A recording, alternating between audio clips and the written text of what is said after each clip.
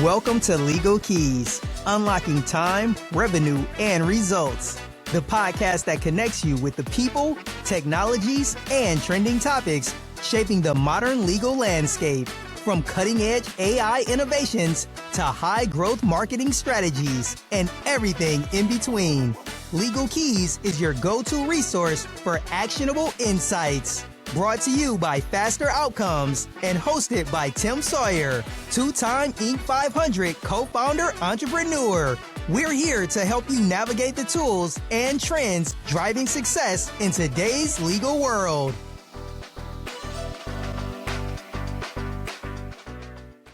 Hello and welcome to Season 2 of Legal Keys. I'm your host, Tim Sawyer. If you're joining us for the first time, we appreciate it. What an episode to join us. You are absolutely going to love today's guest. If you've been a loyal listener, we appreciate you taking the time and visiting with us. As you all know, Legal Keys is brought to you by Faster Outcomes. Faster Outcomes is the ultimate AI-powered legal intelligence platform for lawyers and law firms of all shapes and sizes. And with that said, I cannot wait to introduce our guest today, all the way from Southern California. I'm in the 401 in Rhode Island. He's coming from Southern California. I'm proud, grateful to introduce Robert Hartmann, a criminal defense attorney with nearly 4 decades of experience and one of only approximately 400 California lawyers certified as a criminal law specialist by the State Bar. And congratulations. Thank you. Known for his expertise in white-collar criminal defense, Robert is equally respected for the way he not just his clients' cases, but their lives and careers.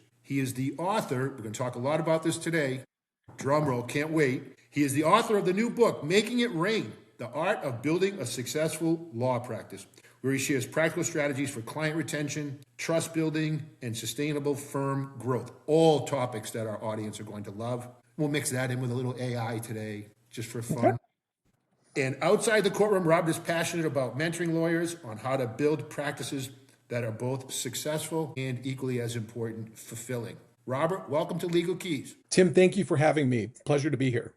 So you've written a book, something very few people have done. So let's start there. Tell us, what's the inspiration for the book, and tell us a little bit about the book itself. The book is really soup to nuts about how to build a successful law practice, all the ingredients of that. The inspiration probably really got started in COVID, actually. During COVID, there were lots of big national law firms laying off lots and lots and lots of really, really excellent lawyers, 5, 6, 7, 8, 9 years experience, even more. And I was getting calls and resumes in the mail from these lawyers who had just been laid off because of COVID saying, hey, I'm on my own. Could you send me some business? You know, I'm just getting my practice going. And so it was so interesting because it occurred to me that it's something clicked that these law firms are not teaching really, really good lawyers with that many years how to network, how to market, how to be successful. And it's ironic because the law firms are selling themselves short. They're costing themselves money by doing that. So I took it from there and I said, you know, that's kind of an interesting to get to. I like marketing. I've seen how it works for me. I've seen how it built my practice up from $4,000 in the bank to where we are today. And I think it's something that I can help other lawyers with. And I can't wait to unpack that. And so a couple of things you mentioned, the softer skills, which are super important that they don't teach in law firm, right? How to approach someone that you don't know and check your ego for a second to be approachable, right? That's right. The first. Love to hear about that because networking in and of itself is a very valuable skill. But what's interesting, I kind of want to frame the conversation. So if we're going to talk about building, scaling, and retaining a successful book of business, right? A law firm. Historically, as a non-lawyer, just a business guy, from insurance, financial services, mortgage, and elective medicine, I always looked at the world in 3 buckets. There's 3 things every for-profit business needs to do. One is we need to get customers, or what I call find. We need to increase the quantity and quality of traffic to our business and our phones, our website and our phone, right? Then the second piece of it is convert, right? You've got to convert that traffic into a sustainable book of business. And once you convert them and provide world-class representation, then at some level you need to retain those folks. They have to have a world-class experience so that they'll go on and give you referrals, whether it's at the other lawyer level or defendants that you've represented. So in my simple world, it's find, sell, keep. So as you think about growing and scaling a successful law practice, help us understand it in those simple terms. Well, I think you're exactly right. Ultimately, you are talking about getting clients, and once getting those clients, not only keeping the clients, but more importantly, keeping the referral source going and making that referral source happening. So we are really talking about the same thing. And the book essentially addresses how all three of those things work together to make you successful. What's the first, so young student, male, female, getting out of law school, and they're like, ah, man, I could go out on my own. There's risk in that. I could pair. What should they focus on first, right? Like, what skills do they need to develop first to have sustainable success? Tim, that's a great question. I would say that typically younger lawyers, and I'll use my daughter as an example. My daughter's a first year lawyer, just passed the bar. So there's an expression that young lawyers need to do something to learn how to be a lawyer. They need to learn how to take depositions. They need to learn how to deal with clients, how to run a calendar, blah, blah, blah, blah, blah.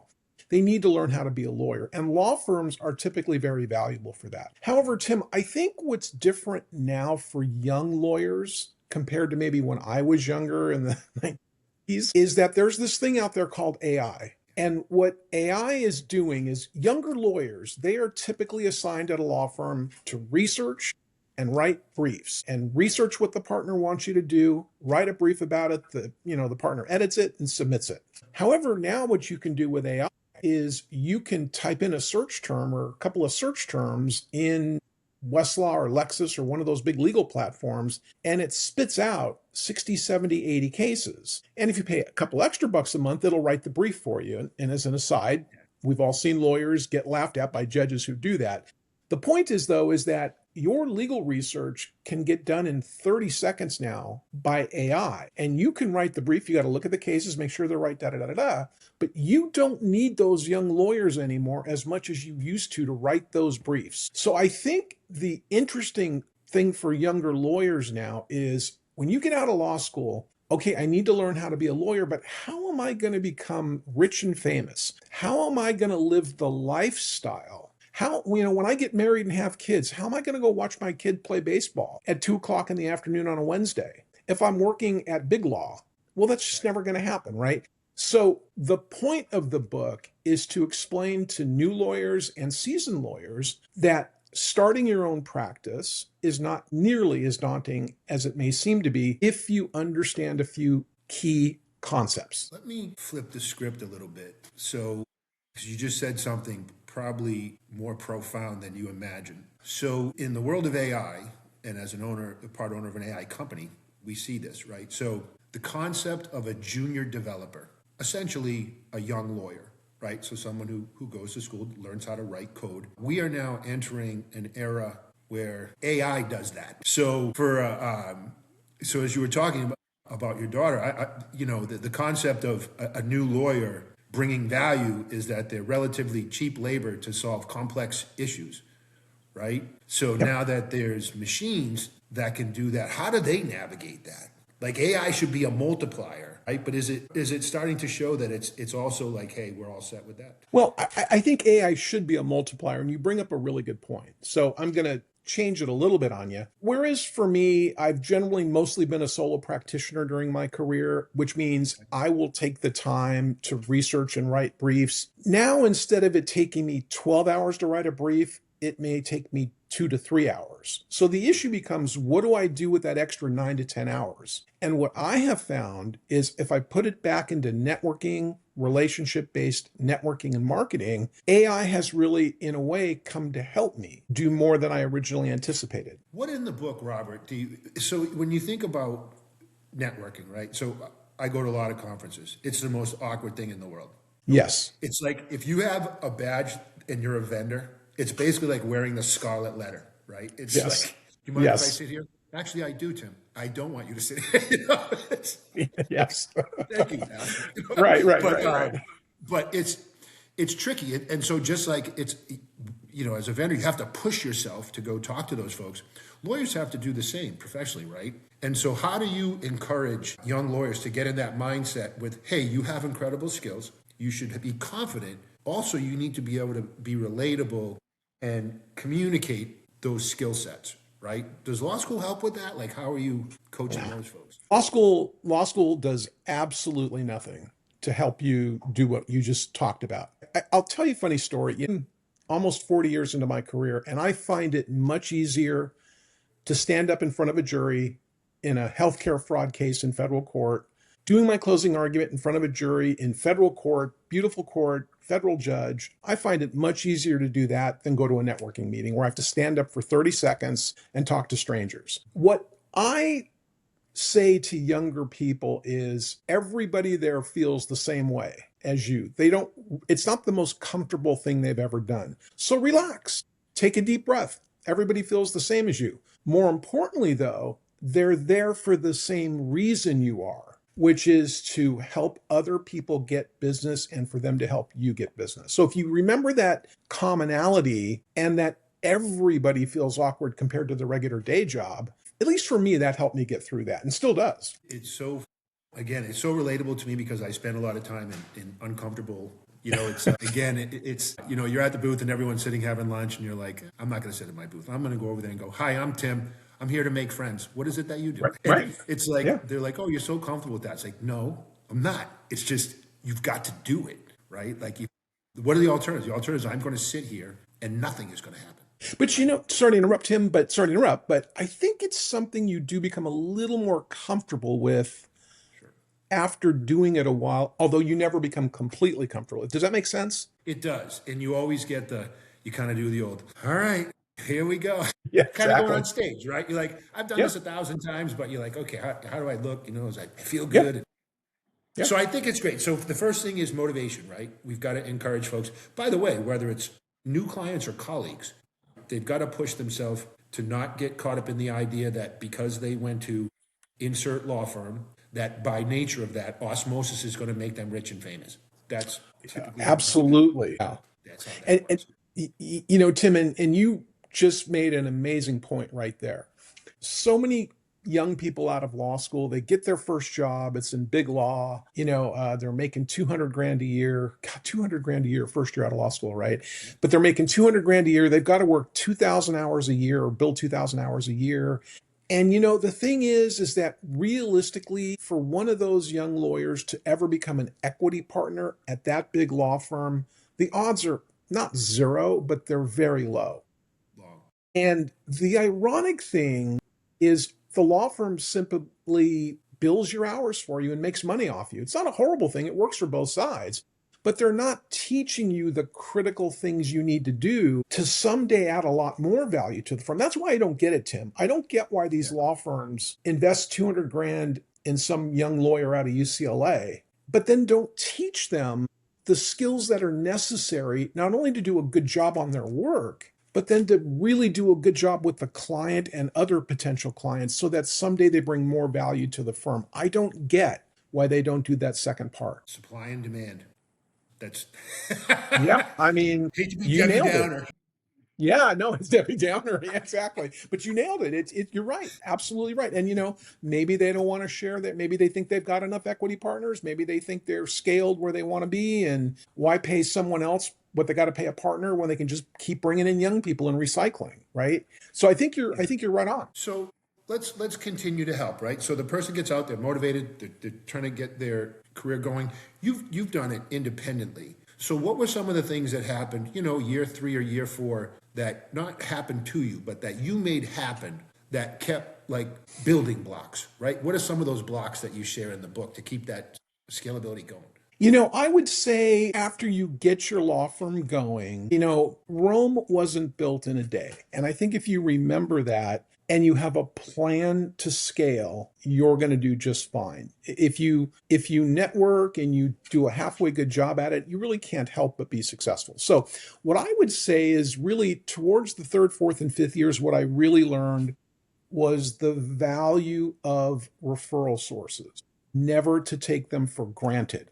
I remember my first couple years, all my friends, no matter what business they went, were just refer me business because they knew I was new and they knew I needed to get going. I would always just thank them. But as I got referrals from other lawyers, other colleagues, I started listening and understanding what it took to keep those referrals coming. And I think the number one thing, Tim, that I got was that everything that I do for the client goes back to the referral source. So in other words, if the client sent me a text on Saturday, if I didn't respond till Tuesday, that got back to the referral source. Yeah, they knew about it. Right. And, it's not that I ever really had a negative experience with that, but it just clicked one day. This guy is going to tell the referral source everything about me. And I remember back when I was much younger, lawyers would, who referred me a case, I would always call them and thank them and take them out to dinner, do whatever I did. And I remember feeling so good when the lawyer said, the client loves you. They're going to refer you everybody in their world they know. But more importantly, I appreciate you taking good care of my client, and I'm going to do the same. And it just somehow, you know what I mean? It just sort of clicked. Yeah. That's what you need to do. And that's on the top. And that's just one way of touching a referral source. Then I learned more things. You've got to touch a referral source every 90 days. You've got to send them a text. How you doing? How's your family? Whatever, even one sentence, whatever it is. Yep. So you learn all those little secrets over time, but the wealth of knowledge in your brain accumulates and you remember these things better over time. What you just described to me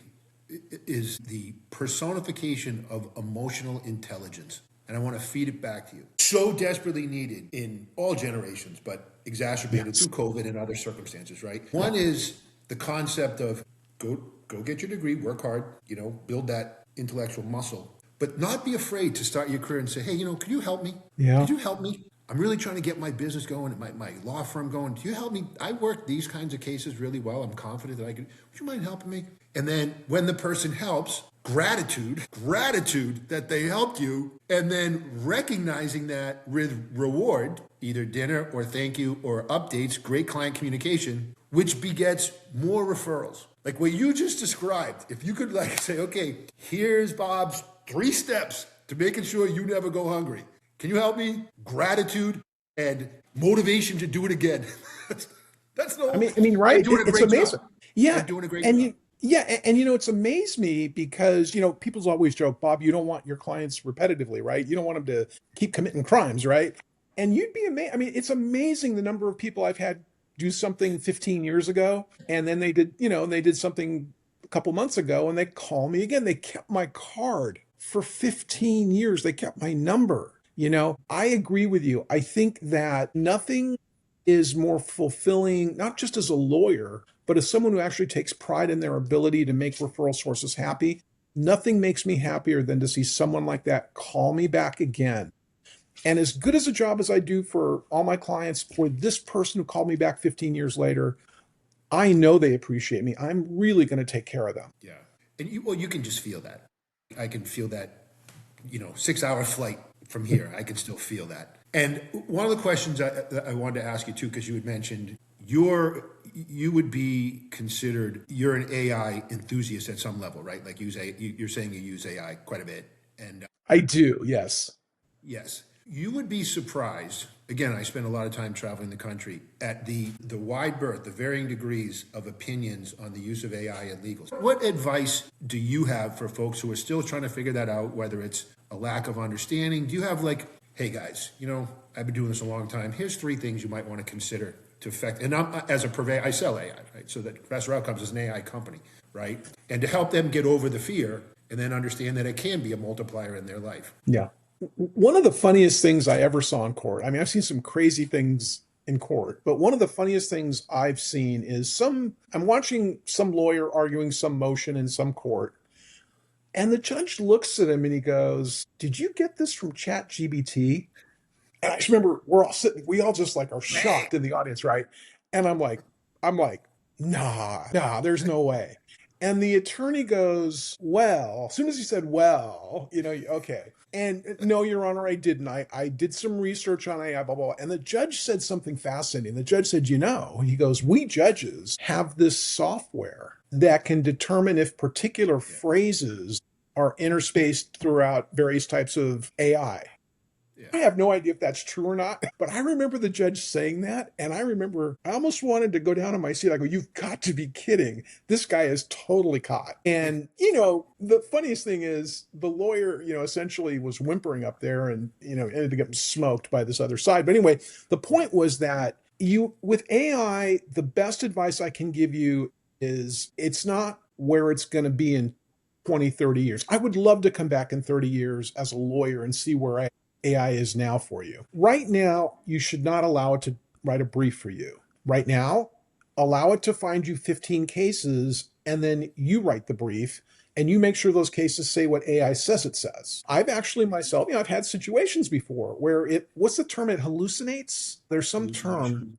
Yeah, it's not exactly what you think it says, right? Anyway, so again, for me, AI helps me find those 15 cases in 2 minutes, not 4 to 6 hours. And for me, it's amazing how that helps. Yeah, and we see, there's been, just in the past year, things have changed dramatically, right? So there's billion-dollar companies in our space right now, AI companies, that 3 years ago, wonderful people, their thesis for their business was they were going to make money on document generation, right? So and we do it ourselves. We create demand letters for a fee if people want that. If they want us to create a medical chronology, we want that.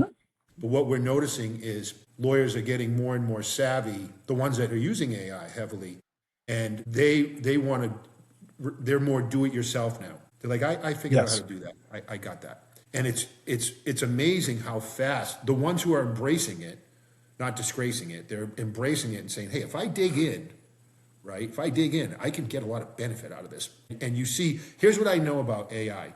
I don't know that I've ever met a lawyer who started using AI and then decided to use it less. I couldn't agree with you more. Absolutely true. Yeah. Never going to happen. Yep. And that's the funniest thing I say to people who are thinking about using faster outcomes. I say, well, here's what I can tell you. I've never signed somebody up who said, I want to use AI less 6 months later. It's a progression. But it's interesting to see the way, and even criminal, believe it or not, Bob, we have more and more folks that are using it for, all elements of the case. We haven't gotten to body cam footage yet. We will eventually. We're probably not too far from ingesting body cam footage and that type of stuff. But it's absolutely been crazy. But as we start to wind down, I want to make sure that folks know the name of the book. Let me make sure we got it right. Making It Rain, The Art of Building a Successful Law Practice. And you take them throughout. And how have things changed, even in the past 5 years, 10 years, in terms of marketing? So it seems like you're a word of mouth guy. Do you do much digitally in terms of website, and do you use much social, things like that? No, not really. I mean, I have a LinkedIn page and I think there is a place for LinkedIn. I have a website. I think my website is interesting. You brought that. I'm glad you brought that up, Tim. My website is not meant in any way for search engine optimization. I don't use it to get clients because in my world, I have found that the clients that I would get, those kinds of clients from my website are going to be not the kinds of clients I really want to work with. My website is designed for attorneys. My website is designed for attorneys who don't know me that well, who are checking around for someone to refer a good case to. And when they see my website, they go, oh, that guy. And the points that are emphasized on my website, besides the criminal stuff, the basic criminal law stuff, is how we treat clients, how we have empathy for clients, how we treat other judges, how we treat lawyers, blah, blah, blah, blah, blah. And those things I have found, Tim, really attract other lawyers who don't really know me to want to learn more about me. It's just not turn and burn. There's a lot of substance here. There's a lot of how we treat people comes back to help. Yeah, smart. What's the trickiest case you ever did? The trickiest case. The one where you went in and you said, there's no freaking way we're going to win. Once there was a murder case involving a sort of a celebrity in Los Angeles. One of the only media cases I've ever done. He was accused of murder. The first attorney couldn't get the DA to budge. So I took a look at it, and it was a knife that was used to stab it. And the DA's theory about not to reduce it from a murder to manslaughter was that, he stabbed him 3 times. So it wasn't like self-defense. It was premeditated three times. And so I looked at this, when I got the case, I looked at the sword and I noticed it was serrated. So I had an expert witness who happened to be a really influential criminalist. And he said, Bob, he goes, the blade is serrated. He goes, looks at me, he goes, Bob, do you understand what serrated means? Yeah. He goes, no, it means when you get stabbed, it hurts. And so your body involuntarily moves around. So in your case, what looks like 3 stab wounds is really 1 stab wound because of the serration. You know what I did? I got that guy to write a report for me. I showed it to the DA. Charges charges reduced from murder to manslaughter, out in 1.5 years. And I mean, you've got to be kidding me, right? That's I don't know how you guys do it. It's a unique breed of lawyering that you do. It's incredible. And so as we start to wrap up, who should get the book? What are your thing that says, hey, there's 3 things you're going to get from this book that's really going to be helpful to you? What are they going to be? So I think in terms of people who should get the book are going to be anybody who's at a law firm who has thought about leaving but is deterred from leaving because I don't think I know how to bring in any clients. That's the first person. The second person is people out of law school who, when you get out of law school, you apply for jobs and hopefully you get a job, and hopefully you get a job at a good law firm. And it's going to be for those young people who don't get the job they want. Basically, people looking to get out of something and to be on their own. So the book is really designed for lawyers who want to be on their own, who want to make money, have a great lifestyle, but more importantly, live a great lifestyle. Again, go to softball games during the week, be able to go away for 1 week and go on a college tour with your teenager. The book is designed for those 3 things. If I had any takeaway, Tim, to answer your question, it would be anybody can be a good networker. It's not that difficult. You just have to have someone, or you just have to learn the skills, have someone explain the skills to you. And the number one piece of that is empathy. It's understanding what your client's going through, understanding what it took the referral source to get you the case, and to be responsive to those people. If you can do that, and I'm guessing 100% of this audience can, the book's for you. Amen. And like I said, it's his emotional intelligence, 400 level, 500 level. What you've been able to do in your career. And I give you a lot of credit. And like I said, to be willing to ask for help, have the confidence to go to get what you want, willing to be grateful and reward people for helping you. I think that's probably a universal truth that most of the folks that are going to read this book are going to take from it. And they're all going to do amazing. And I'm grateful. I made a friend today. I Absolutely, appreciate Tim. you taking the time and appreciate your opinions on AI. I appreciate you sharing that case. Congratulations on getting the charge reduced. I encourage everyone, once again, the book is Making It Rain, The Art of Building a Successful Law Practice, which becomes increasingly tricky in the world that we live in. So I recommend everybody go out, grab the book. Where can they go to find the book, Bob? It actually is going to be published in about 4 weeks, and it will be everywhere. It'll be all the regular places. Anywhere they go, they can find the book. Yeah, bookstore. I'm not sure about the online part yet, but I know it'll be available in bookstores and it'll be available online. Well, we'll make sure that when we release the episode, we'll remind them when it is. The timing will probably be pretty good. We'll make sure that we can drive some folks to the book. So I want to thank you once again. I want to thank our listeners for joining us today. I want to thank Faster Outcomes for their sponsorship of the podcast. We appreciate you joining us, and we look forward to seeing you again. Thanks, Bob. Tim, thank you very much. It's great to be with you.